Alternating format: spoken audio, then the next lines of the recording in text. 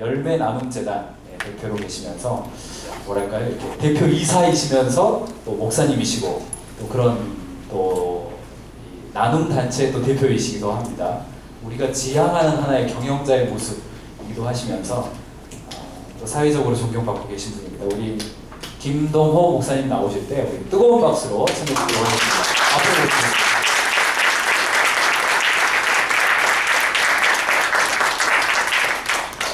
안녕하세요. 반갑습니다. 제가 먼저 성경 한 곳을 보겠습니다. 마태복음 20장 1절에서 16절.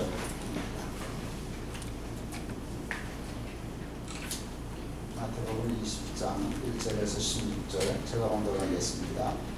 천국은 낯이 품꾼을 얻어 포도원에 들여보내려고 이른 아침에 나간 집주인과 같으니 저가 하루 한 데나리온씩 품꾼들과 약속하여 포도원에 들여보내고 또 제3시에 나가보니 장터에 먹고 서 있는 사람들이 또 있는지라 저희에게 이르되 너희도 포도원에 들어가라 내가 너희에게 상당하게 주리라 하니 저희가 가고 제6시와 제9시에도 또 나가 그와 같이 하고 제11시에도 나가보니 섰는 사람들이 또 있는지라 가로되 너희는 어찌하여 종일토록 놀고 여기 섰느냐 가로되 우리를 품꾼으로 쓰는 이가 없음이니이다 가로되 너희도 포도원에 들어가라 하니라 저물매 포도원 주인이 청지기에게 이르되 품꾼들을 불러 나중한 자로부터 시작하여 먼저 온 자같이 싹쓸 주라 하니 제11시에 온 자들이 와서 한 데나리온씩을 받거늘 먼저 온 자들이 와서 더 받을 줄 알았더니 저희도 한 데나리온씩 받은지라 받은 후 집주인을 원망하여 가로되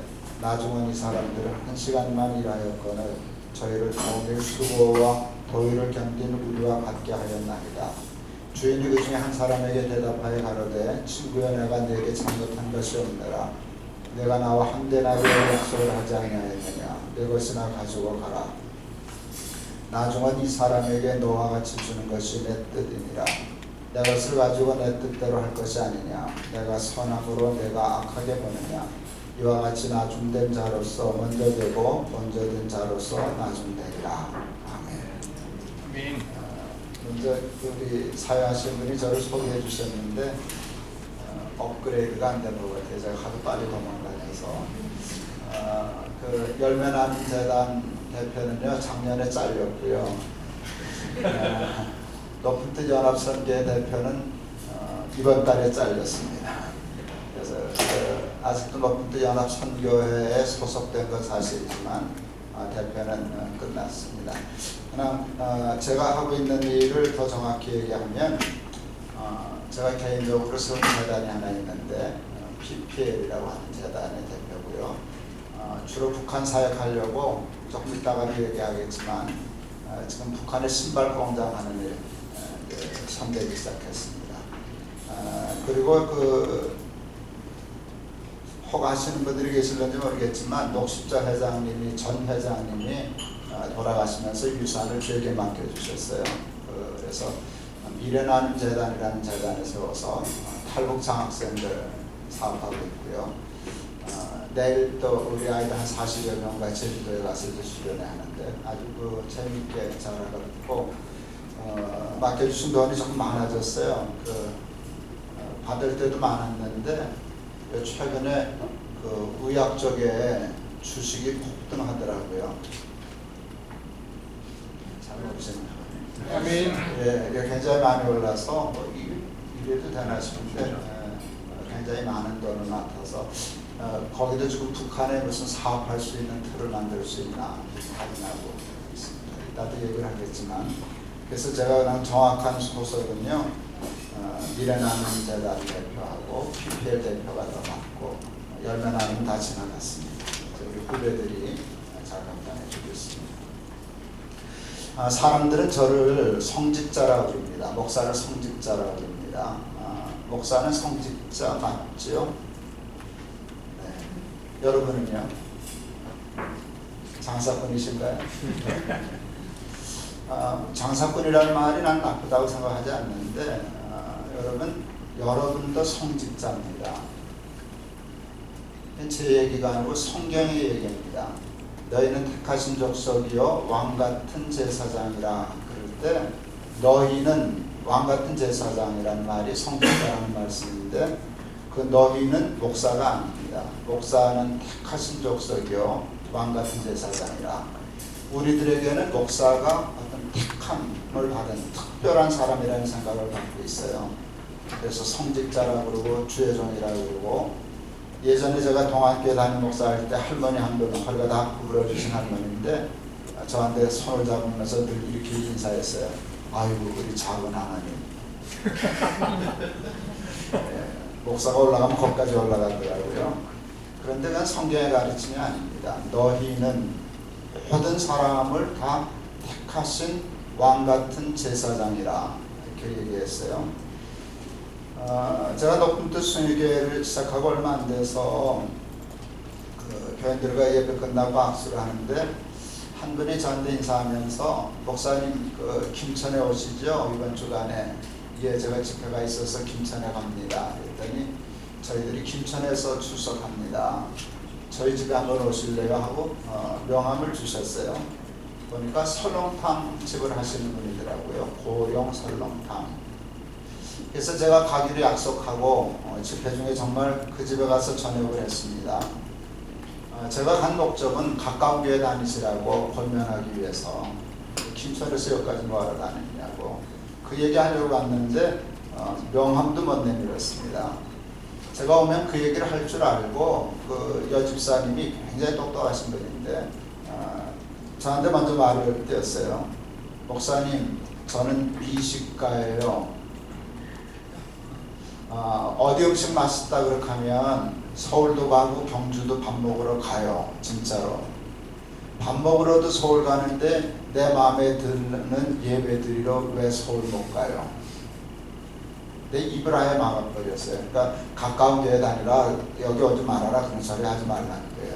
내가 밥 먹으러도 다니는데 예배 드리러 문제 없다고. 그래서 이야 대단하다 싶었어요. 또 맞잖아요.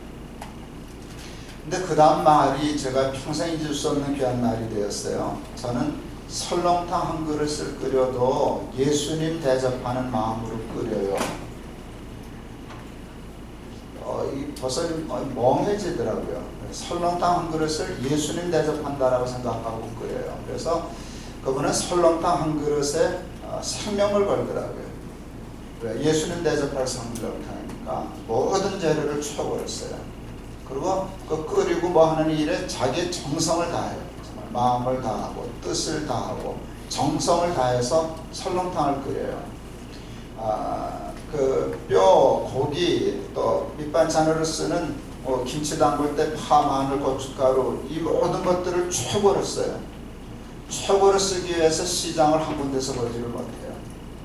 마늘은 봉화가 좋으면 봉화가고, 뭐가 경주가 좋으면 경주가고, 뭐는 서울이 좋으면 서울에서 공급해서 해요. 하다못해 김치를 담글 때 매일 담가야 되는데, 김치를 담글 때 마늘을 쪄서 써야 되는데, 그게 가정용이 아니라 사업용이잖아요. 꽤 많이 쪄야 되니까 찐 마늘 이렇게 비닐팩에 진공 포장해서 있는 게 있는데 안 써요. 왜? 향이 안 좋대요. 그날 찌어서 그날 써야 마늘 향이 좋다고. 그러니까 이 영업을 끝내고 밤에 부부가 앉아서 마늘을 까는 거예요. 깐 마늘도 안 써요. 마늘을 까서 찌어서 김치 담가요. 왜? 예수님 대접할 거니까. 이쯤 되면 그냥 가도 되죠. 사실은 할 얘기 다 끝난 거예요. 그 얘기 속에 다 끝났어요. 여러분 그렇게 하면 킹덤 컴퍼니가 되는 거고요. 그럼 성직자가 되는 거거든요. 뼈가 제일 중요한데 가장 좋은 뼈를 공급받았었는데 똑같아 보이는데 10시간을 끓이면 뽀얀 국물이 나오는 게 제일 좋은 거예요. 그분 얘기가. 근데 그만 실수해서 뼈가게 주인이 뼈를 바꿔보냈어요. 비슷하니까 잘못해서 다른 집 가게 일로 보냈어요. 10시간을 끓였을 때 뽀얀 국물이 나오지 않고 누런 국물이 나오기 시작했어요. 뼈가 바뀌었어요. 그래서 항의했어요. 사과받았어요. 하지만 이미 늦었어요. 10시간이 지났으니까. 지금 뼈 다시 받아서 끓여서 내일 장사는 할 수 없어요. 그러니까 뼈가게 주인이 사죄하면서 사장님 그러나 이게 못 먹는 뼈는 아니지 않습니까? 그러니까 조금 품질이 떨어지는 거지만 대부분 설렁탕 가게에 입혔습니다. 사장님 오늘 하루만 커피 프림을 타시죠.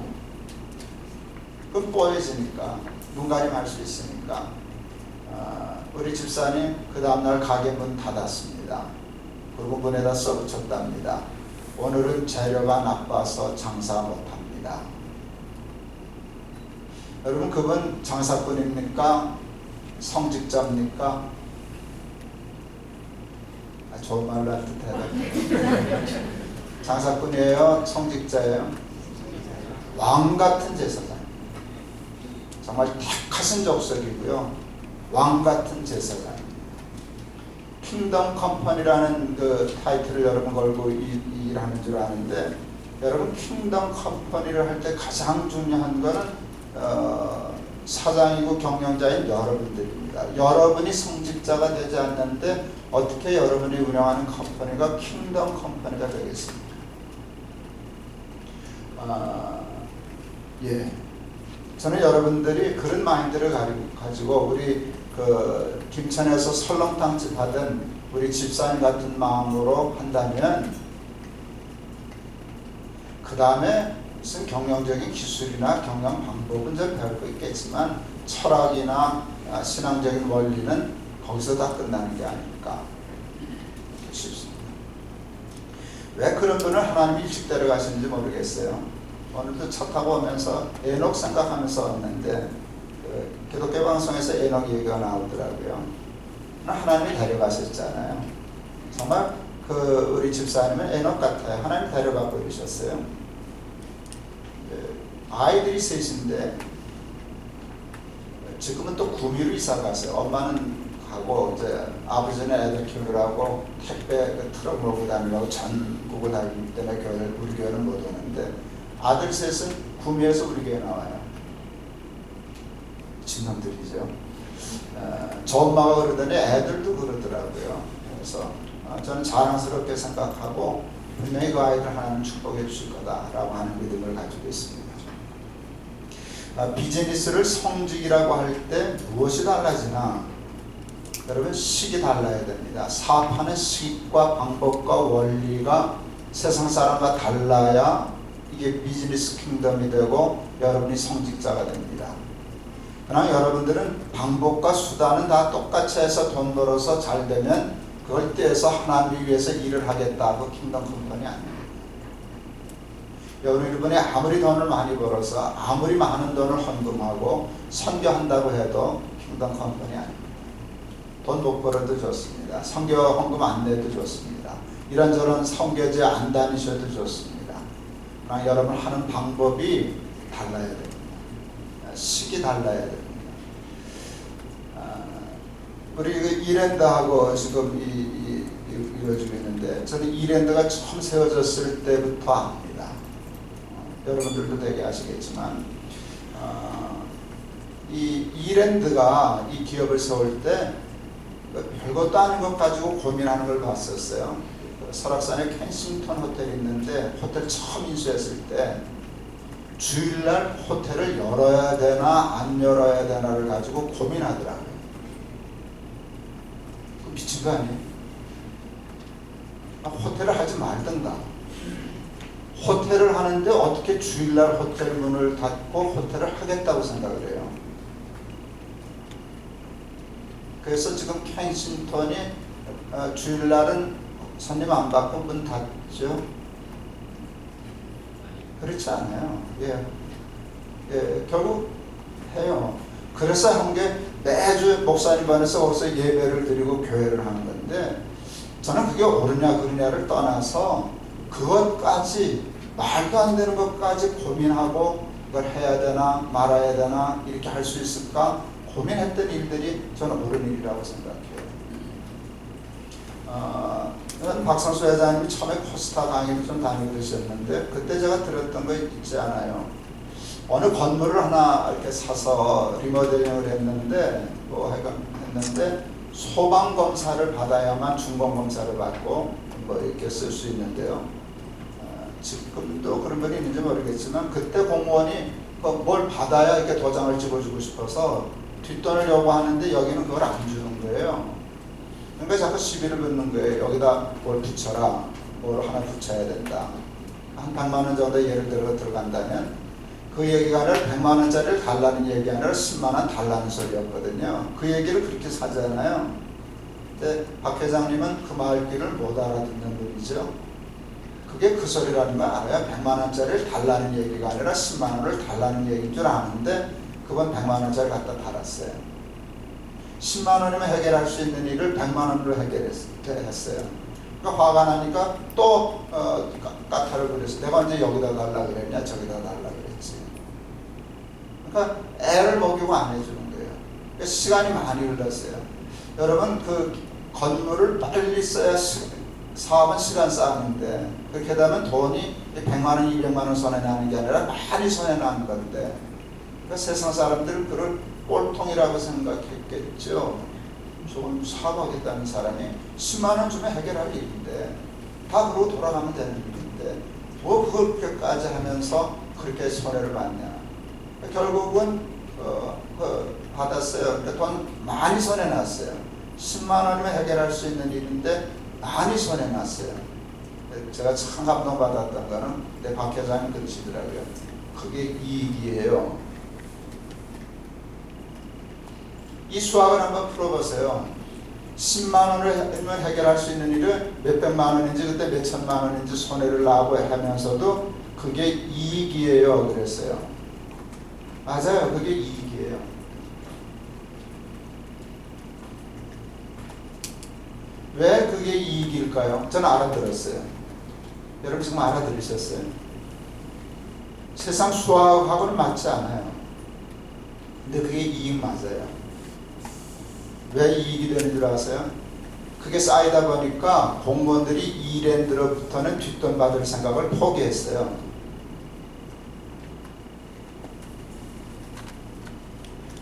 이랜드가 제가 동안교회 있을 때 저희 교회 건축해 줬어요. 제가 호주 들어가. 그 예배당은 안 짓는다는 걸 제가 아마 협박성 메일을 보냈던 것 같아요. 박 회장님한테. 그래서 우리 교회에 지어줬어요. 상상도 안 가는 돈으로 예배당을 지었어요. 우리 교회도 건축 전문가가 있는데 거기서 견적이 나왔을 때 이랜드가 나왔을 때 이 돈으로는 못 짓습니다 하는 돈으로 지었어요. 목사님 안 됩니다.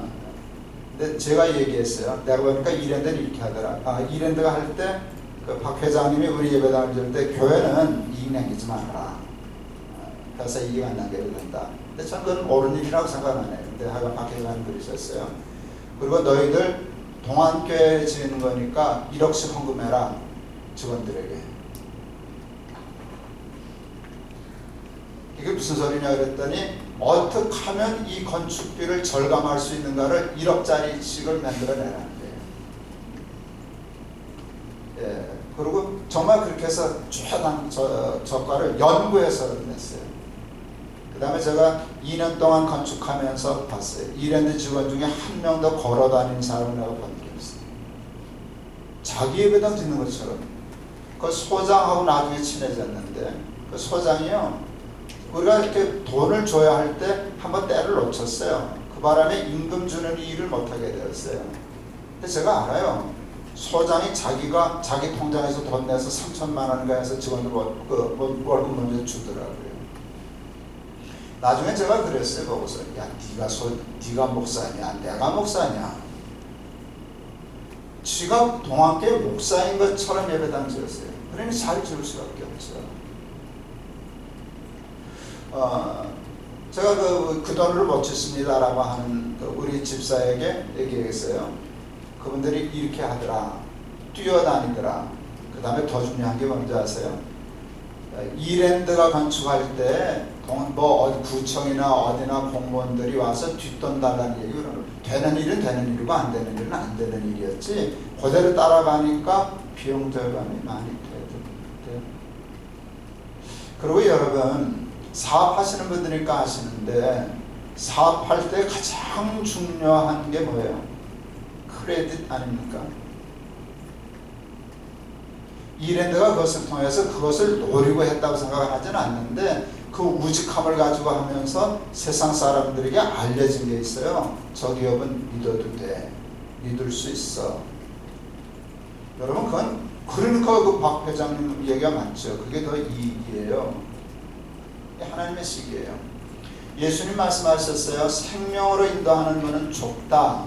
그게 영적으로 구원만 얘기하는 게 아니에요. 사업에 성공하는 길은 좁다. 그것도 똑같은 거예요. 사업 참 쉽죠? 대답들 해야 그렇게 대답을 안 하시네. 사업 참 쉽죠? 좁은 문일걸요? 그렇죠. 네. 그런데 왜 어떻게 하면 길이 넓어지는가 하면은요, 세상 식대로 하면 넓어져요. 길이 있어요. 길이 있다고요. 수가 있다고요. 그래서 성공한 사람들이 세상에 많다고요. 근데 예수님 말씀하세요. 글로 가봐라. 되는 것 같지만 결국은 망한다. 내 식이 있어.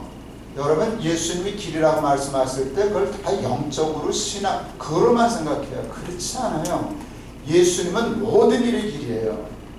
여러분이 장사하고 사업하고 회사하고 경영하는 일에도 예수님이 길이에요. 근데 그 길이 좁아요.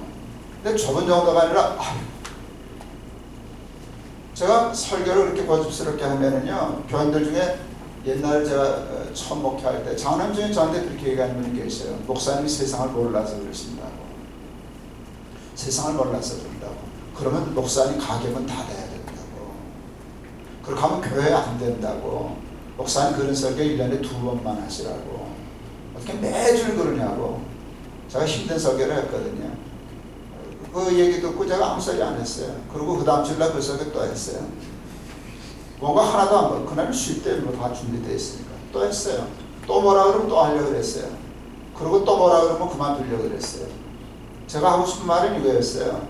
내가 세상식을 가리키려 목사가 되냐. 세상은 내가 장로님한테 배워야 되지만 성경은 나한테 배워야 되지 않냐. 난 장사를 해본 일은 없지만 내 믿음은 장사도 하나님 믿는 믿음의 식대로 하면 된다. 근데 좁다. 고생은 할 거다. 근데 이랜드가 큰 이유는 그 길을 알았기 때문이라고 나는 생각해요. 이랜드도 뭐 잘못하는 게 있겠지. 완벽한 기업은 없으니까. 그러나 그 시작할 때 원리가 그렇다는 거예요. 제가 개인적으로 참 좋아하고 그랬던 목사님이 김진홍 목사님인데, 그분도 뭐 허물도 있고 그러겠지만 전 참 좋아했어요. 좋아하고. 나는 그분이 우리나라에서 목사님으로 강의 제일 잘하는 분이라고 생각해요. 정말. 전경련이라고 내가 김 목사님한테 직접 들었는데, 전경련 꽤 오래됐네요. 전경련에서 그 해마다 첫 1월 첫 모임이 되면 무슨 이렇게 일 모임을 갔는데 각 재벌그룹 회장들이 왔는데 그때마다 특별 강사를 초청해서 강의를 듣는데 2년을 연속해서 김진홍 목사님이 강사로 가셨다는 거예요. 그런데 전경련이 김 목사님에게 강의 제목을 주었어요. 이 강의를 해달라고. 여러분 기억하시는 분들도 한번 알아보시면 될 거예요. 나는 김 목사님한테 그냥 들은 얘기니까. 그 제목이 성경적 경영 원리였어요. 여러분들과 같이 기독 실업인들이 모인 자리에서 성경적 경영 원리 그 얘기한 게 아니에요. 하나님 모르고 예배당도 안 다니는 사람들이 모여있는 재벌 회장들이 모여있는 전경련 10년 모임에서 그들이 요구한 게 성경적 경영 원리였어요. 강의를 워낙 잘했으니까 그 다음에 앵콜해서 2번 가신 거예요. 2번째 갔을 때 이건희 회장님이 오셨다고 그러더라고요. 강의 끝나자마자 목사님한테 이 강의를 우리 삼성에서 써도 되겠습니까? You're welcome이지. 그랬다고.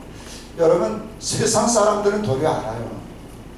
이제는 수가 없어요. 그 전에 뭐 이렇게 세상식 따라서 이렇게 얄팍한 장사는 했는데 결국은 성경에서 원리를 찾아야 장사 성공할 수 있다는 것을 우리는 아직 인정 안 하는데 세상 사람들은 이제 그걸 인정하기 시작했어요. 그리고 보세요. 요즘은요 이제 우리나라도 2만 3만 불 시대를 가고 그러니까 선진한데 옛날에는요 다 뒷돈 주고 수 부리고 그래야 됐었어요. 근데 지금은 그러면 큰 장사 못해요. 이제 가만 보면요 저는 교회를 경영하는 사람이고 일반 기업을 하는데요 큰 기업들은 교회보다 정직해요. 훨씬 투명해요. 도리어 경영하는 것이 성경적이고 교회가 세상적이에요. 잘 생각해봐야 제 말이 맞아요. 그래서 세상은 발전하는데 교회는 퇴보하고 있는 거예요. 여러분 경영하실 때 킹덤 비즈니스가 되려고 하면 아예 처음부터 고집을 해요. 하나님의 식대로 하나님의 법대로 하다가 망하면 망하지 뭐. 그를 생각하고 승부를 하나님께 걸어야 킹덤 컴퍼니가 되리라 생각합니다. 두 번째는 목적이 달라야 합니다.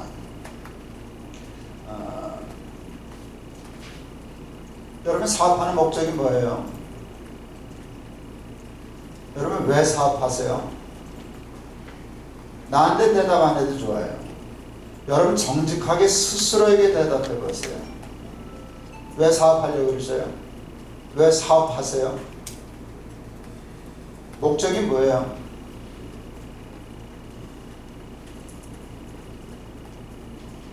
이게 정립 안 돼 있으면 이거 대답 여러분 스스로에게 못하면 킹덤 컴퍼니 죽어도 될 수 없어요. 킹덤 컴퍼니는요 수단과 방법과 목적이 결정하는 거예요. 어떤 수단을 쓸 건가, 어떤 방법으로 회사를 경영할 건가, 이게 킹덤 컴퍼니냐 아니냐를 결정하는 거고요. 그 다음에 또 중요한 건 목적이 뭐냐, 어디로 가냐, 너는 서울 가려고 그러냐, 부산 가려고 그러냐, 이게 다른 거예요. 사업하는 목적이 뭐예요? 목사가 교회 목회하는 목적은 뭘까요? 제가 영락교회 부목사가 됐어요. 32살에. 영락교회가 저한테 기회였어요. 영락교회는 부목사들이 주일마다 자기 성경 공부반을 하나씩 가지고 있어요. 그래서 교회들은, 많은 교회들이 예배 드리고 성경 공부반 하나 자기 마음에 드는 데 가서 성경 공부하고 예배를 들어가든지 예배하고 성경 공부를 가든지 그렇게 했어요. 근데 저도 강의하는 게 저한테는 조금 은사가 있는 것 같아요. 내가 좋아하니까. 성경 공부반 내가 막내라고 제일 조그만 반을 줬었는데 교실 자체가 뭐 한 30명도 못 들어갈 조그만 방을 배당받아서 했는데 이게 커졌어요. 방 바꿔줬어요. 또 커졌어요. 또 바꿔줬어요. 나중엔 바꿀 방 없었어요. 나중엔 그런데도 더 왔어요. 교인들이. 지금 이렇게 널널하게 여기 강의 듣는데 그때는 빼곡히 앉아서 여기까지 앉아야 됐어요. 내가 이렇게 발을 나가고 운신할 수 없을 만큼 교인들이 왔어요. 그리고 더 와서 결국 어느 날 복도 창문 뜯었어요. 그래서 교인들이 복도에서도 강의를 듣기 시작했어요. 이게 소문났어요. 김동호 목사 성경 공부반 창문 뜯었대. 이게 소문나서 제가 34살에 승동교회라고 하는 교회 담임 목사 청빙을 받았어요. 예, 승동교회 그 사직공원 쪽이었는데요. 한 150명 출석하는 교회였어요. 싸워서 깨진 교회예요. 교회는 한 150명 모였어요. 내가 가려고 그랬더니 선배들이 말렸어요. 왜 이렇게 서두르냐. 너 여기서 몇 년만 더 있으면 큰 교회 담임 목사가 될 수 있어. 나도 알아요. 나도 알았다고요. 건방지지만. 근데 난 거기 도전했어요. 너 그거 왜 싸우고 깨진 교회 가냐. 그 별로 동네 여건이나 좋지도 않은데 왜 거길 굳이 가려고 그러냐. 그럴 때 제가 참 교만했어요. 내가 알았어요. 내 마음에서 이렇게 대답하더라고요. 내가 너냐? 넌 안 돼, 난 돼. 난 창문 뜯었거든. 그러니까 큰 교회 가고 싶지 않았어요. 남이 크게 했는데 가봐야 내가 빛이 안 나잖아요. 남이 해도 안 되는 교회를 가서 되게 해야 내가 빛이 나잖아요. 난 창문 뜯은 사람인데 자신도 있었어요. 꼬집거리고 갔어요. 1984년 6월 첫 주일날 갔는데요. 가자마자 한 것이 교회 배가 운동이었어요. 150명 출석하는 교회를 연말까지 300명 하자. 자신 있었어요. 솔직히 자신 있었어요. 그때 제가 상승기류를 탔을 때니까 자신 있었어요. 교인들 몰아붙였어요. 새벽에 기도하고 목표 세우고 그래프 그리고 그거 덤벼들었어요. 교인들이 장로님들이 너무 좋아했어요. 젊은 목사님 청빙했더니 패기 있게 교회 부흥시키겠다고 저렇게 난리칩니다. 신났어요. 어느 날 새벽 기도하는데 하나님이 저한테 뜬금없이 왜 300명이냐 그러셨어요. 근데 내가 느껴지는 어투가 좀 부정적이었어요. 당황했어요. 칭찬하셔야지, 응원해 주셔야지, 축복해 주셔야지. 목사가 와서 교회 부흥시키겠다고 저렇게 쌩 날리는데 야, 너 참 잘한다, 너 할 수 있어. 이게 하나님이 하실 일이지. 또 딱하게 하나님이 딱하게 왜 300명이냐 그러셨단 말이에요. 당황했어요. 계속 300명 왜 300명이냐를 물으시는데 그때 알았어요. 하나님이 나한테 교회 부흥시키라고 하신 적이 없다는 걸 그때 알았어요. 넌 왜 내가 시키지도 내가 언제 너보러 교회 300명 만들려고 그랬냐. 그러니까 자꾸 왜 300명이냐고 그러는 거예요. 그때 알았어요. 그때 정말 깨달았어요. 이게 제가 목사로서 평생에 가장 큰 깨달음 중에 하나예요. 이게 제가 복을 받고 목회하게 된 이게 소명을 가장한 야망이구나 하는 걸 깨달았어요. 여러분 목사가 와서 교회 부흥시키겠다 그러는 거는요 다 교회를 위한 일이죠. 하나님을 위한 일이죠. 근데 그게 아니에요. 나를 위한 일이었어요. 나를 다시 부각시키고 인정받고 높임받고 자랑하고 의식되고 난 이런 목사야. 창문 뜯었거든. 또 뜯었잖아. 그걸 과시하려고 숨겨져 있었어요. 나 자신에게도 숨겨져 있어서 내가 쏘갔어요. 근데 하나님이 그걸 깨우쳐 주셨어요. 이 자식아, 너 위해서 너 자랑하려고 지금 300명이지 왜 꼭 교회가 300명이 돼야 되냐. 그날 내가 소명을 가장한 야망에 쏘갔구나. 하나님 앞에 회개했어요. 잘못했다고. 하나님 맞습니다. 그리고 교인들한테 발표했어요. 안 한다고. 이거 하면 안 된다고. 내가 이런 마음으로 이걸 하기 때문에 이건 옳지 않다고. 제가 그날 결심했어요. 하나님 앞에 회개하고 내가 다시는 숫자 가지고 목회 안 한다. 내가 평생 150명의 생명 걸어도 좋다. 여러분 150명도 작은 교회는 아닌데요. 그때 제가 한참 처음 뜯었기 때문에 150명을 목회할 생각 안 했거든요. 근데 내가 그날 평생 150명만을 위해 목회하다 죽어도 아무 상관없다. 그 다음에 목표를 바꿨어요. 우리 교인들 행복하게 해줘야지. 150명 교인들 행복하게 해줘야 되겠다 생각하고 목회했어요. 그때 제가 큰 축복을 받았어요. 그때 목회를 끝냈어도 하나도 아쉽지 않을 만한 상을 받았어요. 첫째 집회를 하는데 우리가 목회자들은 그런 말 쓰는데요. 교회마다 천적이 있어요. 소명으로 목사 괴롭히는 사람이 있어요. 목사를 괴롭힐 소명감을 가지고 정말 있어요. 근데 도망가봐야 소용없어요. 또 있으니까. 그러니까 난 견디는 수밖에 없어요. 첫날 재직해 하는데 천적이 발톱을 드러냈어요. 신문기자였었는데요. 내가 온 걸 못마땅하게 생각하는 사람이에요. 그러니까 매사가 뒤틀니까 그만합시다 이러고 재직했대요. 뭐 당황해서 어떻게 할 수 없더라고요. 그때 알았어요. 저 인간이 내 천적이구나. 할 수 없죠. 내가 견뎌야 될 십자가니까. 근데 마음을 바꾸고 목회하기 시작했어요. 딱 1년 지났을 때 남성교회가 후원하는 여주의 어느 교회를 탐방하기 위해서 6월 6일 날 갔어요. 고속도로 휴게소에서 잠깐 쉬었는데 그 천적 집사가 커피를 뽑아오더라고요. 나한테 커피를 주면서 그때 들은 얘기는 잊을 수 없어요. 목사님, 저는 예수를 믿어도 사람은 안 바뀐다고 생각했습니다. 근데 내가 틀렸습니다. 사람이 바뀝니다. 목사님, 아무개 집사도 바뀌었고요. 아무개 집사도 바뀌었고요. 한참 뽑더니 마지막 말이 근사했어요. 근데 더 중요한 건 지혜가 바뀌었습니다. 그러고 보니까 그게 바뀌었더라. 천적질을 안 하고 있다는 걸 내가 모르겠었어요. 예, 바뀌었어요. 저는 아까도 얘기했지만 목사만 성직자라는 생각이 없는 사람이에요. 숨은 기자도 성직자고 설렁탕 하는 사람도 성직자고 정말 그때도 그렇게 생각했었는데 난 그래서 은혜 받았다고 무조건 신학교 가려고 하는 사람들 말리고 그랬었는데 그래서 다시 한번 생각해봐. 목사만 죄종은 아니야. 그때부터 생각했는데 하여간 그건 결국 신문기자 그만두고 목사 됐었어요. 난 목사가 될 생각 그게 얘기 아니에요. 그만큼 자기 나름대로 인생이 바뀐 거예요. 제가 스스로 얘기하면 저는 그 목회 성공한 거 아닌데 천적을 목사 만들었으면 예, 그게 복음의 능력이잖아요. 근데 내가 그때 헛바람 들어가지고요 그거 깨닫지 못하고 하나님 깨우쳐주지 않았으면 그 이후에 하나님 큰 교회 하게 하셨지만 더 큰 교회 하게 하셨을 수도 있을걸요. 말은 하나님의 영광을 위하여 교회를 위하여 복음을 위하여 그러지만 다 자기 야망을 위하여 일하는 목사도 있죠. 그건 킹덤 컴퍼니가 아니에요.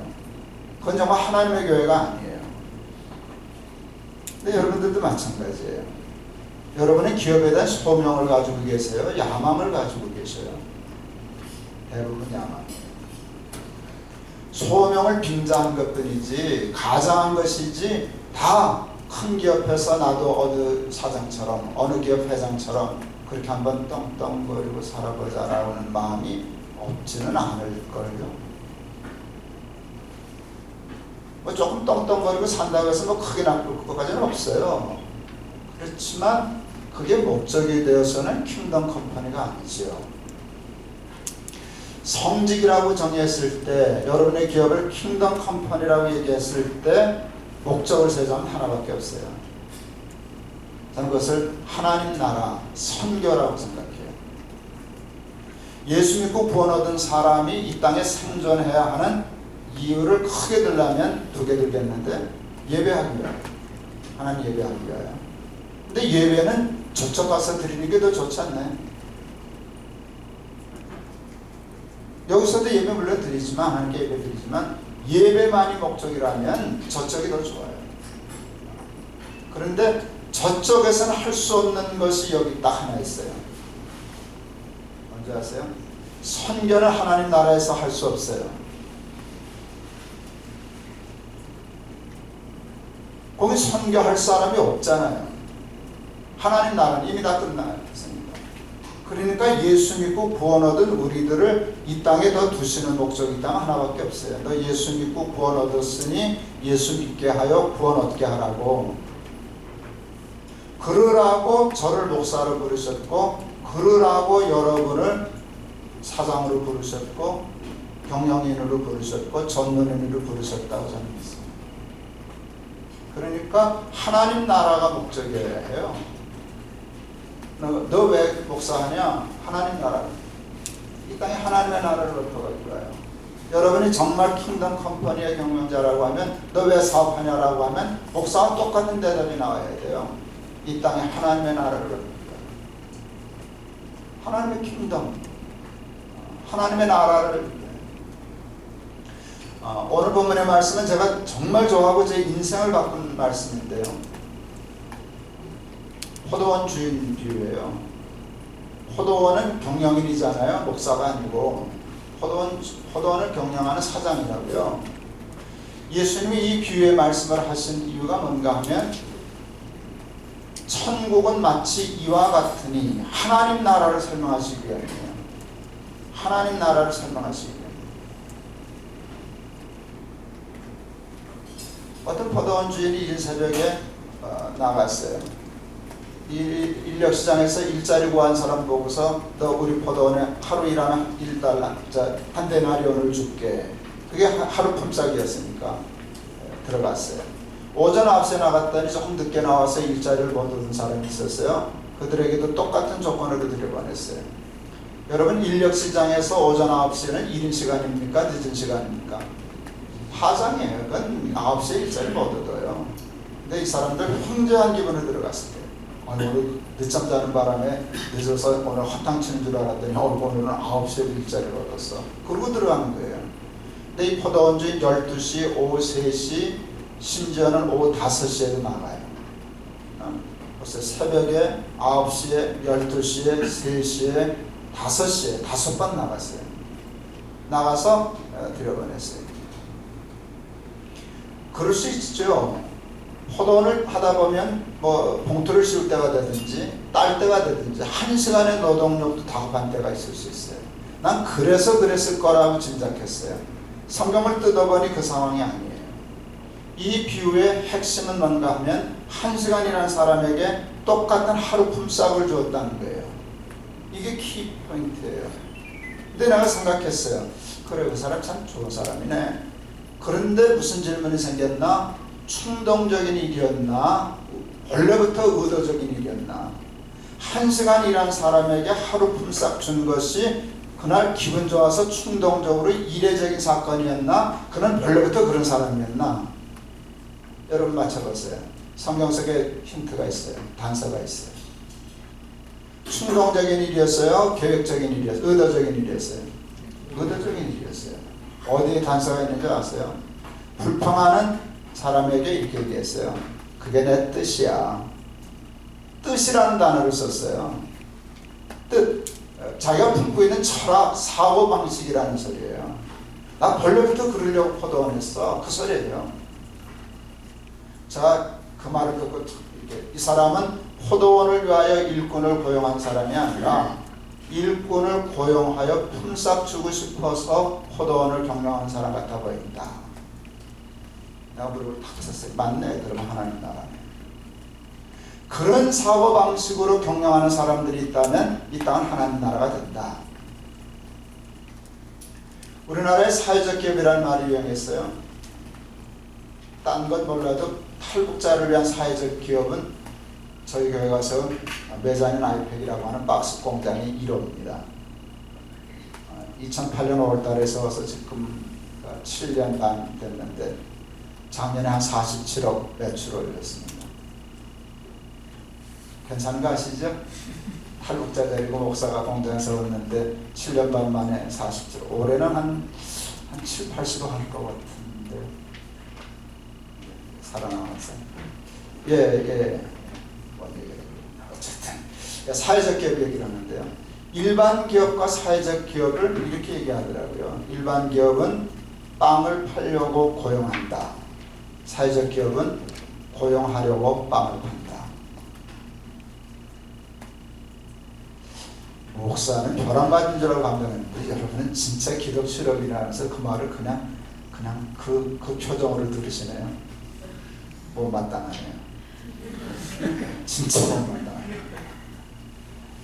오늘 강의 여기에 다 있는데 여러분 킹덤 컴퍼니는요, 이 포도원 주인 같은 마음으로 경영하는 사람이 킹덤 컴퍼니입니다. 목적이 다른 거예요. 그러니까 그 사람에게 있어요. 여러분 사람, 1시간이라는 사람에게 하루 품삯 주고 싶은 그런 마음을 가지고 일하면 이 땅에 하나님의 나라가 이루어지는 거예요. 난 그렇게 생각해요. 이 말씀이 제 인생을 바꿨어요. 그래서 저는 지금 목사라기보다는 저는 장사꾼에 가깝죠. 전 장사하거든요. 여러분보다 많이 할걸요. 예배당 짓지 않고 예배당 짓는 돈을 우리가 교회가 성금하자 그랬어요. 성전 건축하자고. 우리 학교 빌려서 예배를 드렸으니까. 한 3,000명 출석했을 때 3,000명 출석하면 교회 크잖아요.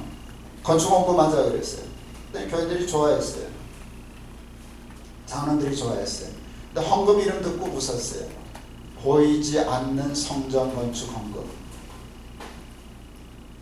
그건 그렇지 않고 웃더라고요. 우리 교인들 다 알았어요. 돈은 내라 소리다. 예배당은 안 짓겠다 소리다. 그 돈 어디 쓰고 싶다는 소리다. 우리 교인들이 200억 헌금해 줬어요. 3,000원이니까. 건축할 때 그 이상 하거든요. 죽기 살기로 하니까. 그래서 우리가 열매나는 재단을 그때 세우고 탈북자들 마음 생각하고 그들 그냥 구제하는 거 말고 공장 세워서 박스 공장 다 미쳤다 그랬어요. 목사가 탈북자들 일할 줄 모르거든요. 사회주의는 일할 줄 몰라요. 해봤자 자기가 안 되니까 너무 때리고 그게 몸에 배 있는 거거든요. 그리고 몸이 약해서 일도 못해요. 공장에 했더니 기자하고 인터뷰한 날이 웃겨요. 우리 직원이. 이 남한 공장은 전기도 안 나가요. 일을 몸이 못 쫓아가는데요. 여러분, 남한은 공장 1년에 전기 몇 번 나가요? 나가면 큰일이죠. 한 번도 안 나가죠. 북한은요? 거긴요, 어쩌다 들어오는 나라예요. 제가 가봐서 알아요. 예.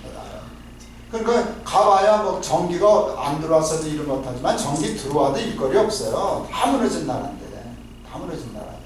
그러니까 그냥 그러고 몸에 뱉던 사람이 와서 50분 일하고 10분 쉬고 이걸 몸이 못 쫓아가요. 이놈의 나라는 전기가 안 나가네. 이제 이러고 나왔어요.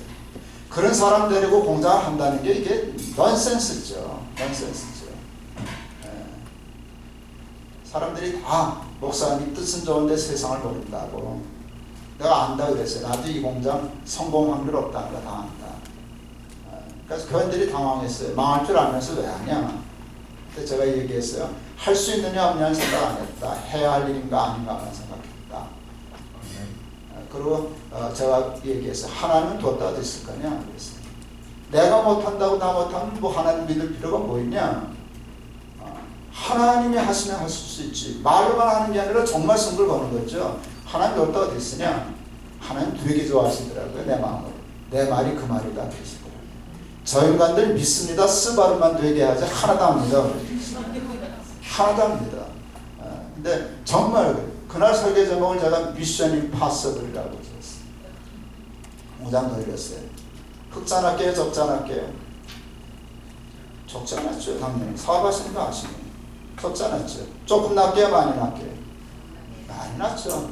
순식간에 자본 잠식하고 매달 탈북자들이 너무 고마워서 정신 차리고 열심히 하는데 5, 6천만 원 기본적으로 까먹으시더라고요.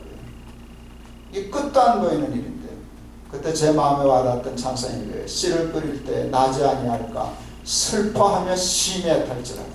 망할 줄 알았어요. 근데 망하니까 힘들더라고요. 교인들이 헌금인데 잠 못 잤어요. 슬퍼하며 심해 탈지라다라는 가사가 꼭 내 마음이었어요. 근데 그 다음 가사 기가 막혔어요. 나중 예수께서 칭찬하시니 기쁨으로 담을 거두리로다. 제가 울면서 밤마다 찬송 많이 불렀어요. 말을 할까봐 소리도 못 내고. 기적 같은 일은 그의 10월달에 흑잔했어요. 아멘. 여러분 아시죠? 목사가 탈북자 데리고 해보지도 않은 박스 공장에서 6개월 만에 흑잔하는 건 그건 하나님이 하신 일이라는 건 아시죠? 하나님 아니면 못한다는 건 아시죠? 되더라고요. 예, 그 반짝 흑잔하더니 그랬더니 난리가 났어요. 9시 텔레비전 뉴스 다 나오고 130개 언론이 취재했어요. 그때 또 정부가 돈 들고 쫓아가서 공장 하나 더 하라 그래서 공장도 안 왔어요. 뭐 그런 이제 난리가 났는데 많은 사람들이 모르는 건요. 그때만 흑잔하고 계속 또 적자는 거예요. 계속 적자했죠. 당연히 적자는. 그런데 붙들고 제가 앵벌이를 해서라도 지킨다라고 생각하고요. 정말 돈 벌러 다녔어요. 교회마다 집회 가면 한 달에 10,000원씩 달라고. 저거 살려야 된다고. 한 45억 갖다 부었어요. 그랬더니 살아난대요. 그랬더니 작년엔 47억 매출하고 올해는 한 7, 80억 한다니까요. 이젠 사장이 나한테 장난친다니까. 이젠 제가 좀 도와드릴게요. 네가 나라 잘 살아라. 이제 그러고 가는데 왜 그 공장을 하나라고 하면 월급 주려고 하는 거예요. 그리고 그런 마음으로 하면 하나님의 나라가 이루어진다고 생각했어요. 그리고 정말 전심으로 저들을 섬겼어요. 공장을 하는 목적은 저들 월급 주기 위함이었거든요. 그래서 저들이 알아요. 제가 그 일을 할 때 하나님께 그랬어요. 하나님 나보러 전도하라고 그러지 마세요. 난 전도 안 할 거예요. 예배도 안 드릴 거예요. 여러분 교회에서는 예배 드리신 모르지만 저희 공장에서는 예배 안 드려요. 목사가 교회가 세운 공장인데 안 드려요. 전도 안 해요. 교회는 알아서리도 안 하고 안 나간다고 뭐라 그러지도 않아요. 전도 하나님 해주세요. 제가 생각했어요. 우리 공장에 오는 탈북자는요, 예상 문제 풀고 와요. 교회 가서 그때 목사가 이사장이래. 그러면 답 나와요. 교회는 나가줘야 되겠구만. 여러분, 고생을 막 그렇게 한 사람은요, 이게 굉장히 동물적인 본능으로 어디 줄을 잡아야 내가 성공하는 걸 알아요. 여러분, 재단에서 공장에서는 내가 제일 대빵이에요. 저한테 굉장한 힘이 있어요. 나한테 잘 보이려고 아마 가짜로 방언도 하려고 그럴 거예요. 그럼 나 같은 게 쏙죠. 쏙는 거예요. 난 쏙기 싫었어요. 내가 쏙기 싫은 건 둘째치고 그럼 전도가 안 된다고 생각했어요. 그래서 걸지 않았어요. 그냥 공장했어요. 사람들이 당황했어요. 왜 나가라 소리도 안 하고 예배도 안 드리고 난 그냥 공장만 했어요. 공장하는 사람은 공장을 제대로 하는 게 중요하죠. 여러분, 공장한다고 그러고 뭐 여기 왔다 갔다 하고. 나는 사실은 여러분, 회사 일 바쁠 때 단기 선교 걸리면 가야 돼요? 공장해야 돼요? 나는 단기 선교보다 공장이 먼저라고 생각하는 목사예요. 왜요? 그거는 봉사고요. 이건 여러분 직업이기 때문에 그래요. 근데 이 직업이 밥 벌어먹는 일이라면 저기 가는 게 더 옳아요. 저건 하나님의 일이고 이건 내 일이라면 그로 가는 게 맞아요. 근데 아니라고요. 이건 여러분의 일이 아니라 하나님의 일이라고요. 이건 주업이고요. 저건 부업이라고요. 세상에 부업을 위하여 주업을 포기하는 사람이 어디 있어요? 공장 잘하는 게 중요하다. 회사 잘하는 게 중요하다. 그리고 크리스천 마인드로 하는 게 중요하다. 우리 공장 탈북자들 예수 믿게요, 안 믿게요? 많이 믿어요. 난 기네스북에 올릴 만큼 많다고 생각해요. 제가 몇 년 있다가 우리 사무총장한테 물었어요. 야, 교회 다니냐 우리 직원들. 그래도 말은 안 해도 그게 궁금하니까. 많이 다녀요. 몇 퍼센트나 다니까? 최소한 40%는 다녀요. 여러분, 몇 년 만에 40% 예수 믿게 했으면 기네스북이에요. 우리 커피숍도 해요. 청년들 바리스타들. 공장 보내기 싫어서. 블리스앤블레스라고 우리 그래도 우리 그 교회 사무실 땅값 몇천만 원 하는 데거든요. 명동역 3호선에서 남산 올라가는 길목이니까. 탈북자 아이들을 바리스타 시킨다니까 또 기자들 왔어요. 신기한 일 하니까. 우리 아이한테 물었어요. 커피가 뭐냐? 그랬더니 그 다음날 신문에 났어요. 밥값보다 비싼 쓴물. 그런 애들 데리고 커피숍을 하는 거예요. 커피숍을 해요. 정말 잘해줘요. 뭐 나는 우리 지금 아직도 살아서 남아있는데요. 나는 스타벅스보다 우리 커피숍이 훨씬 훌륭한 기업이라고 생각해요. 자칭. 왜요?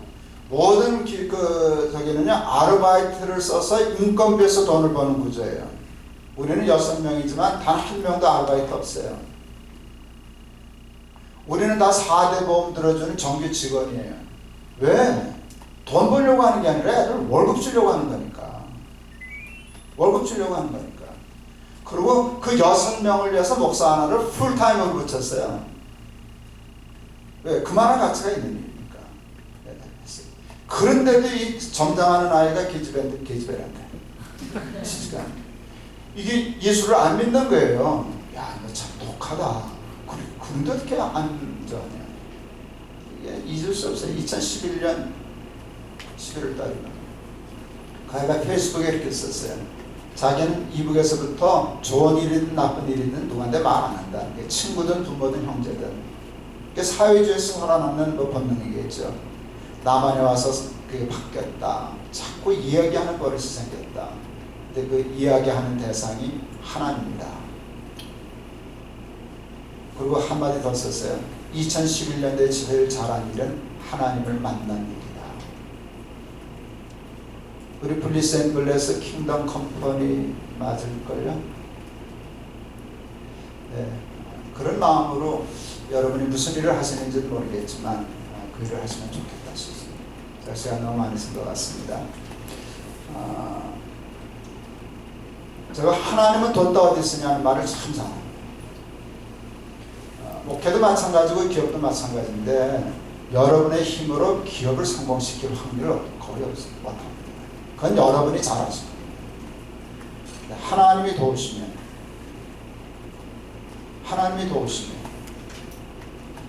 될걸요? 될걸요? 전 목회를 하든 뭘 하든 전 지금 제가 얘기했지만 제가 재단 세우고 미래나눔재단도 그러는데 저는 장사꾼이거든요. 지금 목사라기보다는 나진의 신발공장 저로서는 큰 돈이지만 3억 투자해가지고 공장 세웠어요. 사실 북한에서 3억은 작은 건 아닙니다. 아직도. 예, 아마 실패 확률이 95%는 될걸요. 최소한. 저는 5% 승리를 걸어요. 미래나눔재단이 돈이 좀 있어서 지금 또 북한의 라면 공장, 초코파이 공장, 박스 공장, 식용유 공장 그리고 해보려고 쩍쩍거리는데 잘 안 돼요. 근데 도전할 거예요. 전 몇 년 전에 북한에 쌀 760톤 갖다 팔아본 적이 있어요. 화폐개혁 실패해가지고 쌀값이 20배 뛰었다 그래가지고 쌀을 760톤 나진에 들어버리면 그 시장이 쌀값 떨궈버리려고 그 과정을 시간 없어 다 못하지만 기적 같은 일로 해냈어요. 갖다 팔았어요. 그 허가 돈 10원도 안 내고 허가 받아서 갖다 팔았어요. 있을 수 없는 일이 일어났어요. 우리 쌀 760톤 들어온다는 소문만 들었을 때 나진 쌀값 8분의 1로 떨어졌어요. 제가 한 번은 나진에 시장을 흔들어 봤어요. 아직도 장사해요. 할 거예요 앞으로. 그런데 하는 거 어디서의 목적이 이 포도원 주인과 같은 마음으로 할 거예요. 박스 공장 살아남았어요. 커튼 공장도 살아남았어요. 블리스앤블레스도 살아남았어요. 그렇게 하면 북한도 하나님 살려주신다고 생각해요. 나는 기업에 제가 하는 모든 일에 가능성 없는 일에 하나님 끌어들여요. 미션 임파서블. 하나님은 뒀다 됐으냐. 여러분 하나님의 힘으로 하나님의 기적 같은 능력으로 되는 게 킹덤 컴퍼니예요. 여러분의 기술, 여러분의 능력 다 필요하지만 그것을 뛰어넘는 건데 그렇게 하려면요 하나님의 마음을 얻어야 돼요. 목적이 바뀌어야 돼요. 수단과 방법이 바뀌어야 돼요. 그럼 하나님이 개입하세요. 하나님이 어떻게 당신의 식과 법이 다른데 그 기업을 도와줄 수 있어요? 목적이 당신과 다른데 어떻게 하나님이 여러분의 기업에 손을 댈 수 있어요? 하나님이 욕심나면 하나님과 뜻을 같이 해야 돼요. 하나님과 방법을 같이 해야 돼요. 목적을 같이 해야 돼요. 하나님이 동참하세요. 제가 교회를 시작할 때, 개척할 때 주는 그리스도시여 살아계신 하나님의 아들이십니다 라고 하는 이 신앙 고백에 예수님이 내가 이 반석 위에 내 교회를 세우리라 하는 말씀 그걸 받았어요. 내가라는 말에 제가 은혜를 받았어요. 교회 개척하려고 할 때 부담이 많았는데 걱정이 많았는데 내가 쓸데없는 걱정을 했구나. 예수님이 그러셨어요. 왜 네가 하냐? 교회를 왜 네가 하냐? 내 교회인 자식아 내가 해. 쓸데없는 것. 제가 그걸 깨닫고요. 제가 얼른 하나님께 예수님께 내드리면서요. 하마터면 덤태기 쓸 뻔했네. 제가 정말 그랬어요. 난 내가 해야 되는 줄 알았어요. 그러니까 자신이 없었어요. 근데 예수님 내가 할 거야. 그 말이 그렇게 위로가 됐어요. 다 벗어졌어요. 예수님이 하시는 교회가 망할 수는 없잖아요. 그래서 덤태기 쓸 뻔했네. 덤태기 쓰고 있는 사람들 많을걸요. 그걸 왜 여러분이 걸머지고 있어요? 그 기업도 킹덤 컴퍼니라면 주인이 하나님이신데 하나님의 기업을 여러분들이 왜 그렇게 킹거려요? 던져버려요. 쓸데없는 걱정하지 말고. 제가 제일 잘하는 일은 그때 넘겨드리는 거예요. 그러면서 생각했어요. 그런데 예수님이 내 높은 데 성의 교회를 개척하게 하시려면 예수님을 유치해야 되는데 어떻게 해야 되나? 그때 유치라는 말이 생각났어요. 평창 동계올림픽 유치할 때 IOC 위원들한테 프레젠테이션에서 평상 이렇게 받은 거잖아요. 많은 교회들이 프레젠테이션 하는 우리 교회 도와주세요. 우리 교회 밀어주세요. 그때 프레젠테이션 해봐. 내가 내 교회를 한다면 너는 어떤 교회 할 거야? 제가 딱 주는 그리스도시여 살아계신 하나님의 아들이십니다. 그 고백. 그걸 저는 한마디로 풀었어요. 하나님이 주인이십니다. 하나님의 주인이십니다. 하나님의 식대로 하겠습니다. 하나님의 목적을 이루기 위해서 하겠습니다. 하나님의 교회입니다. 예, 전 유치에 성공했다고 생각해요. 저희 교회는 높은 뜻 이상 이름을 걸었어요. 하나님의 뜻과 식을 고집해요. 억만금이 생겨도 하나님 시간이 안 해요. 억만금 손해가 나도 하나님의 뜻이면 해요. 기업도 마찬가지예요. 목적도 그래야 돼요. 저는 이제 내년이 은퇴인데요. 전 목회자로서 하나님한테 복 많이 받았다고 생각해요. 난 기업도 마찬가지라고 생각해요. 하나님이 주인 되시고 하나님의 뜻과 식을 고집하고 하나님의 목적을 둔 기업을 하셔서 포도원 주인처럼 여러분들 때문에 이 땅에 하나님의 나라가 확산될 수 있는 그런 킹덤 컴퍼니 되실 수 있기를 주의 이름으로 축원합니다. 아멘. 예, 제가 한번 기도하겠습니다. 하나님, 귀한 하나님의 사람들이 모였습니다. 저들이 정말 킹덤 컴퍼니 하고 싶어서 많은 시간을 들여서 훈련하고 공부하고 연수하고 또 이렇게 모였습니다. 뜻이 거기 있사오니 축복하여 주옵소서. 그리고 정말 하나님이 주인이 되시는 하나님의 뜻과 식으로 사업하고 하나님의 나라를 위하여 하나님 나라를 목적으로 두고 사업할 수 있는 킹덤 컴퍼니의 성직자들이 다 되게 하옵소서. 아멘. 예수 그리스도 이름을 받들어 축복하며 기도하옵나이다. 아멘. 고맙습니다. 그래도 식사 시간이 됐습니다만 그래도 질문을 두세 분 정도만 괜찮으시죠? 네, 이 B부 시간 제 시간 좀 줄이더라도 질문 한 두 분 정도 받고 식사하는 걸로 그렇게 가겠습니다.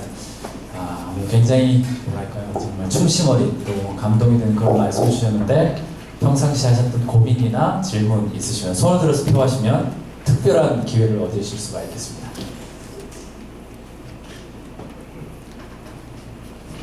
예, 네.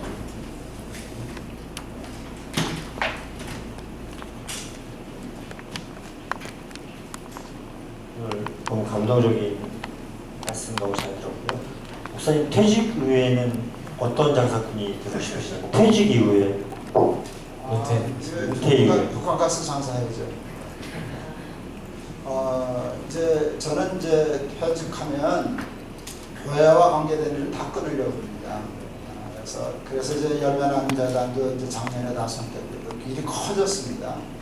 시간이 많이 제한돼서 얘기 다 못했는데 열매나눔재단 일이 커졌고요. 또 거기서 인터내셔널 법인을 만들어서 지금 그 일은 더 커졌습니다. 말라위, 루안다, 베트남 다 사회적 기업 그냥 부재하지 않습니다. 기업을 만들면 많은 사람을 살거든요. 그래서 이제 그런 일을 하고 있고요. 그거는 이제 후배 목사님들이 다 맡아서 하고,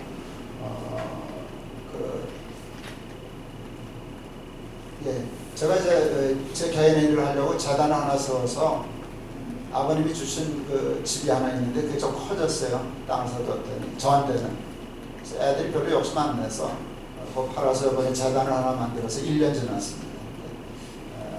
북한 사회에 총 북한 일을 할 때도 아까 얘기한 것처럼 저는 비즈니스 마인드라 그래서 공짜로 돈 안 주고 기업을 일으켜서 살리려고 북한 주민들 살리려고 그거는 이제 열심히 할 거고 미래나눔재단 아까 녹십자 회장님 주신 그거는 제가 퇴직을 해도 해야 할 일이 아닌가 싶고 그 다음에 정말 하고 싶은 건 노는 거예요.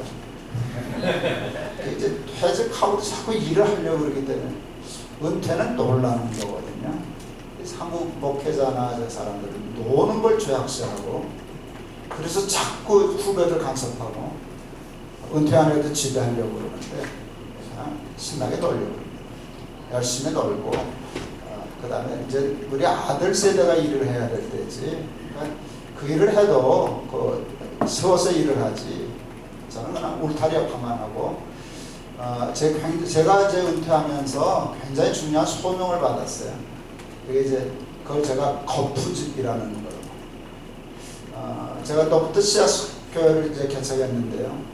천안에 학교를 세우기 위해서 지금 학교도 하나 하고 있는데 우리 그 부목사님을 제가 같이 가서 시작을 했어요. 2년 동안 제가 담임 목사를 했어요. 우리 교회 장로님이 저를 오해했어요. 제가 담임 목사 2년 하겠다니까 목사님 그렇게 섭섭하셨어요. 담임 목사가 내려놨었거든요. 그걸 뭘 하려고 그러세요? 그때 건축하는 분이기 때문에 제가 얘기했어요. 장로님 나는 거푸집이야. 거푸집이 있어야 세멘트가 굳잖아. 굳은 다음엔 거푸집을 떼어버리지. 우리 목사님은 아직은 세멘트야. 내가 틀을 좀 이렇게 해주면 2년이면 굳을 수 있어. 떼어버리면 되지. 네, 그대로 했거든요. 2년 되는 날 제가 놓고 담임 목사 시험했는데 잘해요. 잘하는데 은퇴한 후에 제가 가졌던 경험이나 제가 가지고 있는 저도 힘이 있거든요. 그 힘은 후배들이 젊은이들이 일할 수 있는 틀을 잡아주고 떼어버리는 일을 해야지. 은퇴한 후에는 뭐 원로, 공로, 명예, 뭐 세습 이런 건 그러려면 놀 줄 알아야 되겠다. 정신 팔고 놀 줄 알아야. 그래서 놀려고요. 골프 배웠고요. 그 다음에 아직 고스톱 할 줄 모르는데 고스톱 배워가지고 마누라고 밤새도록 고스톱 배워. 그래야 내가 딴 데 정신을 갈아타지. 밤낮 나가서 또 교회 가서 놀려 그래요. 네. 네. 혹시 또 다른 분 기회 드리겠습니다. 네, 네. 김재민 혹시 마이크 좀 전달해주세요. 네, 목사님 오늘 너무 잘 들었고요. 오늘 주제와 지금 관련돼서 할때 한국교회에서 동성 결혼 합법화 미국 이제 얼마 전에 합법화가 그게 되게 이슈가 많이 되는데 그래도 좀 많이 시끄러운 것 같고 목사님이 어떻게 보시는지 되게 궁금합니다. 예. 제가 며칠 전에 글 써놓고 지금 또 혼나고 있는 중이거든요. 그런데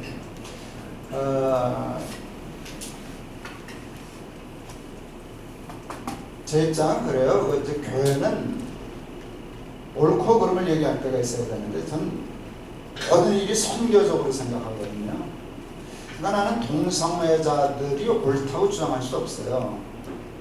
만일 제가 그 글에도 썼는데 동성화 합법화가 돼가지고 그게 좀 오해도 있는 것 같기도 한데 만에 하나 그게 합법화 됐는데 동성애자들이 나한테 결혼 주례를 부탁했다. 그럼 저는 못해요. 제 신앙 양심에 못한다고요. 근데 그 법이 돼서 그러면 그건 인권유린이다 그래서 나를 벌금 물리고 가면 나는 벌금 물 거예요. 근데 집을 팔아서라도 물 거예요. 집 팔아서 못 물면 떼우려고 감옥에 가라면 감옥에 갈 거예요. 그건 제 입장이에요. 나는 집을 팔아서 감옥을 가는 한이 있어도 내가 동성애를 인정하고 주례는 할 수 없어요. 그게 신앙 양심이에요. 그러나 그 법제화 반대를 위해서 기독교가 깃발 두고 하면은 뭐가 걱정인가 하면 그들도 내 선교의 대상이에요. 내 영적 고객인데 나는 그 일을 못하겠다는 거예요. 그리고 제가 그 얘기를 며칠 전에 썼어요. 짐 엘리어트라고 리튼 칼리지 출신인데요. 20대 에콰도르 선교 갔다 가자마자 죽었어요. 창 맞아가지고 원주민들한테. 근데 그분이 레슬링 대표 선수였거든요. 자기 몸 하나는 방어할 수 있는 힘이 있는 사람. 그 총이 있었어요. 쏘면 돼요.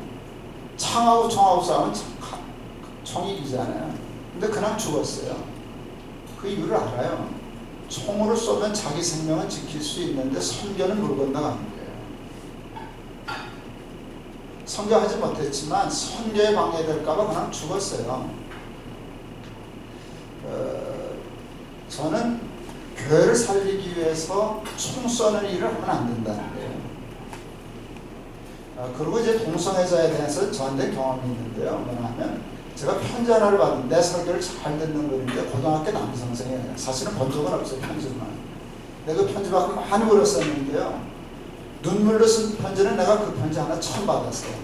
편지죠. 온통이 눈물을 쏟았어요. 자기가 동성애자. 근데 크리스찬이거든요. 그러니까 이게 갈등이 돼서 썼어요. 난 동성애 얘기하면 그 사람 잊을 수 있어요. 동성애자들 중에 10,000명에 1명이라도 그런 사람이 있을 수 있다면 내가 품어야지. 법제가 반대하고 난 그 깃발은 나는 못 들겠어요. 무슨 돌면을 맞아도 동성애자를 옹호한다 그렇지 않아요. 내가 어떻게 동성애를 옹호하겠어요. 그렇지만 동성애자는 내가 품어야지. 그게 제 입장이에요. 그래서 내가 두 번 동성애에 대해서 2번 글을 썼는데 첫 번째 썼어요. 난 내 아들이 동성애를 한다면 그럴 수 있잖아요.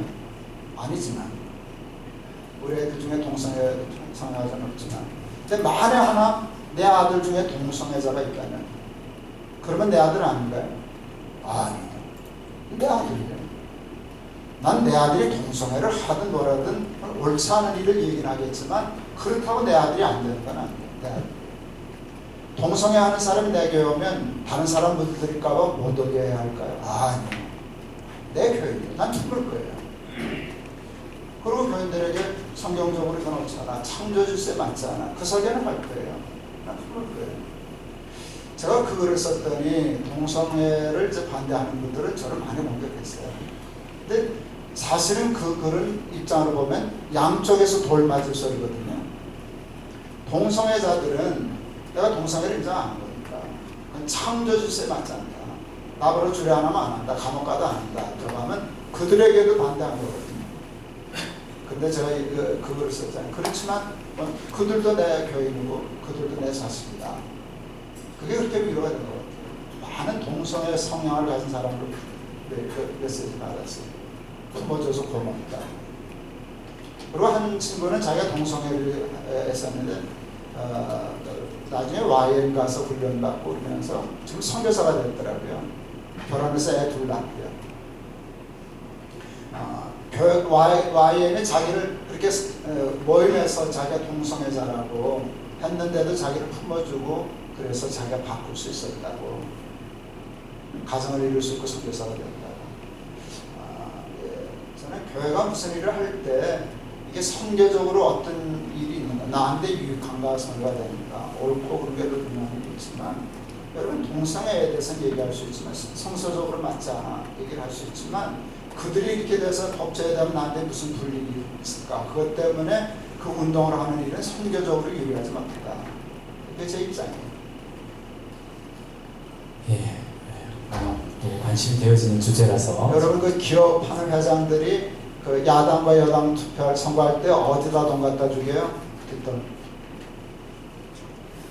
다 갖다 줘요. 그리고 경영하는 사람들은 아시죠? 정치적인 성향을 밝히지 않는다는 거 아세요? 왜 그런 줄 아세요? 야당도 내 고객이고 여당도 내 고객이고.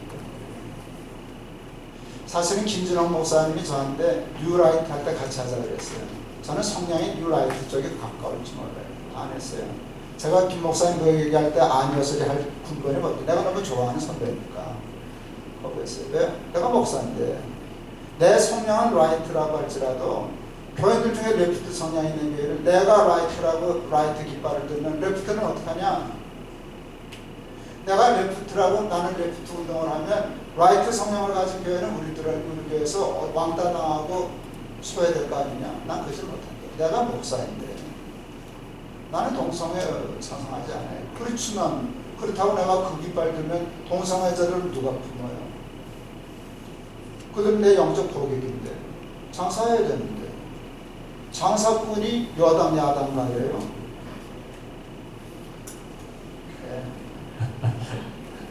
예, 마지막으로 제가 질문 하나만 네. 드리고 싶은데 사업을 하다 보면 직접 일을 하는 단계에서 경영으로 넘어가게 되고 그러려면 이제 사람들을 잘 세우고 그 사람들이 책임을 지고 자신의 영역에서 함께하고 또 책임을 지고 이렇게 하는 것이 이제 굉장히 중요한 이슈가 되는데 목사님 뵈면 이제 여러 다양한 사업들 속에서도 아까 중간중간 이제 후배 이런 표현들을 쓰셨는데 그런 어떤 책임자를 임명하거나 사람을 키우실 때 어떤 관점으로 선별하시고 또 어떻게 양육을 해가시는지 그 부분에 대해서 조금 경영자로서 지혜를 좀 나누시면 좋을 것 같습니다. 저는 사람을 훈련시키는 걸 잘 못한 것 같아요. 그런데 사람의 욕심은 있어서요. 이게 되겠는지 모르겠는데 숭의교회, 높부터 숭의교회가 숭의여자대학이 있으셨잖아요. 그 교회가 많이 커가지고 한 5,000명 출석하게 되었을 때 고민이 생겼어요. 그 이상은 늘릴 수가 없어요. 뭐 늘어나는데 감당을 못해요. 근데 교회는 더 늘어날 추세인데 그럼 어떻게 해야 되나? 이 캠퍼스가 좁은데 그때 생각한 게 분립해야 되겠구나. 교회를 더 저하지 말고 한 1,000명씩 분립해야 되겠다 생각했어요. 분립하는 건 좋은데 어떻게 분립하나 그럴 때 생각이 나는 교인들이 물건이 아니기 때문에 나가라 들어오라 소리 하면 안 된다고 생각해요. 교회를 선택할 권리는 교인에게 있지 목사에게 있지 않아요. 그래서 내 마음대로 1000명을 띄워줄 수는 없잖아요. 여기 순위교회 다니겠다고 한 사람인데. 그래서 제가 그때 기도가 이렇게 나왔어요. 하나님, 저한테서 1000명 교인을 뺏어갈 수 있는 목사 넷을 주십시오. 그러면 지들이 나갈 테니까. 2008년 9월 7일 그 설명하기 좀 긴데, 하나님이 설교 중에 교회 내수를 분립하라 하는 사인을 줬어요. 그래서 그대로 그거 했어요. 그때 제가 알았어요. 교회 내수를 분립하려고 그랬을 때 나한테서 1000명 정도씩은 뺏어갈 목사가 나한테 4명이 있다는 걸 알았어요. 그래서 제가 성공했거든요. 4명 달라고 기도하고 제가 시스템을 바꿨어요. 교회는 담임 목사하고 부목사잖아요. 그 다음에 전도사. 이 구조가 굉장히 원시적이고 단순해요. 교회가 작을 때는, 기업이 작을 때는 사장이 다 하죠. 조금 크면 이제 직원들 두죠. 그러면 이제 큰 기업일수록 이게 다양해요. 그 계급 구조가. 그 가면 사원, 그 다음에 뭐 대리, 과장, 부장 뭐 이렇게 되잖아요. 상무, 전무가 있단 말이죠. 근데 여러분, 교회는 큰 교회 부목사들은 그런 일반 기업의 직급으로 얘기하면 고난과 직급으로 볼 때 대개 어느 정도 선 될까요? 과장이나 기껏 많이 봐주면 부장 정도라고 생각했어요. 근데 큰 교회를 부장만 두고 관리할 수 없다고 생각했어요. 큰 기업에는 부사장도 있어야 되고 전무도 있어야 되고 상무도 있어야 되는데 교회는 그 구조가 없어요. 그래서 제가 교회 헌법에 없는 제도를 하나 만들었는데 저희 교회는요. 저희는 담임 목사, 부목사층이 아니라 담임 목사, 전임 목사, 부목사예요. 그래서 이 전임 목사는 당회장 권한을 줬어요. 그 재직회를 다 맡기고 또 청년부를 다 맡기고 행정을 다 맡기고 저는 당회만 하고요. 부목사들이 꽤 여럿 있었지만 저는 부목사를 내가 관리하지 않았어요. 부목사는 내 부목사가 아니라 전임 목사의 부목사예요. 뽑는 것도 그가 뽑고 내보내는 일은 없지만 내보내는 권한도 그에게 있고 그래서 전임 목사라는 제도를 했는데 그걸 몇 년 하다 보니까 분립할 때 그들이 교회 맡기기까지 했었어요. 그래서 제 아들이 경제학을 공부해서 지금 대학 교수를 하는데 그 선배가 와서 강의를 했어요. 그 인디애나의 주립대학의 교수인데 경영자가요. 자기가 혼자 다 하는 거하고 위임형하고 하는데요. 위임했을 때 그 위임받은 사람들이 농땡이를 부려도 그게 훨씬 효과적이라고. 혼자 다 하는 것보다. 저는 키우지는 잘 못하는데 맡기는 걸 잘해요. 맡기는 걸 잘해서 그러니까 제가 얼마나 팔자가 좋아요. 저는 아직도 월급 받거든요. 내년까지는. 근데 아무것도 안 해요. 주일 설교도 안 하고 당회도 안 하고 월급은 받고 그러니까 위만 갚았는 거예요. 제가 이제 5,000명일 때 교회 내수를 분립했거든요. 사실은 다급해서 그렇게 했는데 그때 한 2,000명 교회는 없어지는 거를 계산하고 했어요. 제가 1년 안식년 갔을 때 우리 교회 1,000명 안 나왔던 거거든요. 저한테 의존된 교회. 그러니까 내가 담임 목사 빼고 설교 안 하고 그렇게 하면 교회들 2,000명은 없어진다고 생각했는데요. 지금 우리 교회 제가 교회 나눴을 때보다 2009년 1월 달에 나눴는데요. 지금 곱절 늘었어요. 한 10,000명 늘거든요. 여러분도 혼자 하려고 그러지 말고 당할 수도 있어요. 당할 수도 있는데 그래도 위임하는 능력을 키우는 게 조금 큰 교회 했던 목사님들이 얘기 인대는 건 그런데 저 부러워했다는 얘기 듣더라고요. 저는 교회 손 뗐는데 안 무너졌거든요. 더 커졌거든요. 그래서 제가 그때 IBM 그 수석전 받은 분이 장로님, 범일교 장로님이셨는데 굉장히 그분에게 그런 걸 배웠어요. 저는 그 비즈니스 하는 분에게서 목회를 많이 배웠는데 IBM 같은 그 세계적 기업은요 상무, 그 임원이 되면 제일 중요한 과제가 자기가 불의의 사고로 거기를 떠났을 때 그 일을 맡아줄 사람을 키우는 거예요. 그러니까 전무 정도 되는 사람이 와서 수시로 체크한대. 누구냐? 네가 키우는 놈은 누구냐? 지금 어디쯤 왔냐? 무슨 훈련했냐? 그래서 여러분 기억하는 거 아시겠지만 큰 기업은 들어갈 때 벌써 다 찍어놓은데 이놈은 부장까지 키울 놈, 그 자식은 상무까지 키울 놈, 이건 사장감. 나중에 바뀌기는 해도 그래서 훈련이 다르다는 거예요. 그래서 그분이 그러시더라고요. 자기가 다른 회사를 가거나 했을 때 그 일을 감당할 사람이 있어야 그 다음에 잘리든 전무가 되든 사장이 되든 하지, 그게 준비 안 돼 있으면 자기는 그냥 망냥 상무라고. 그런 생각이 들었어요. 그러니까 저는 통화총 목사인데요. 제가 참 부끄러워하는 법이 있어요. 우리 교단에. 그 교회 부목사는 담임 목사가 될 수 없어요. 왜 만들었게 이런 법이요? 똑똑한 부목사가 자꾸 당회장 자리를 자기하는 거 불안해가지고 아예 법으로 막아놨어요. 그거는 참 자기를 보호하는 법이지 교회를 보호하는 법은 아닌 것 같아요. 사실은 교회가 되려면 그 교회에서 잘 자라서 부목사도 하고 전도사도 사람 중에 당회장도 되고 담임 목사도 되고 그래야 일단 교사로 전하는데 부임을 잘 못 키워서 그렇지 않나 싶습니다. 네, 감사합니다. 또 이제 식사하시도록 시간 내줘야 될 것 같고요. 질문 여기까지 하고요. 혹시 식사하시면서 교제도 나누시면 좋을 것 같습니다. 우리 자리로 돌아가실 때 우리 박수로